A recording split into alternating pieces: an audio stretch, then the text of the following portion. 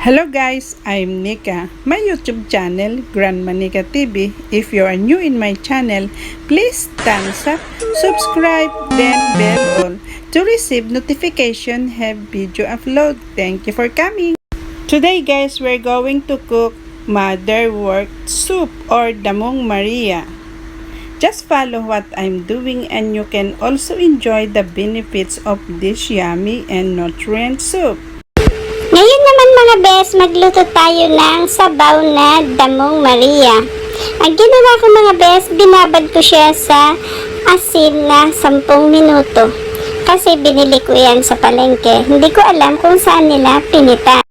Ito naman mga bes ay laman ng baboy. Pinakulo ko siya sa saglit, tapos hinati ko siya ng maliliit na putol para madaling maluto.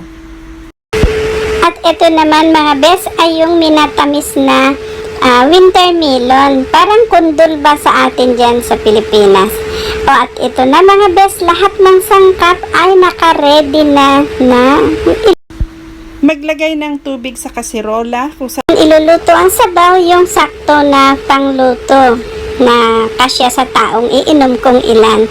At ipakulo ang karneng baboy ng 40 minutes at pagkatapos ng 40 minuto ay ilagay ang damong Maria at minatamis na winter melon at iluto uli ito ng 20 minuto.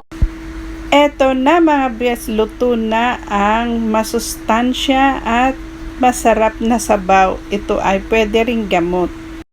Done cooking. Take note, this soup is cannot be for pregnant women. Thank you.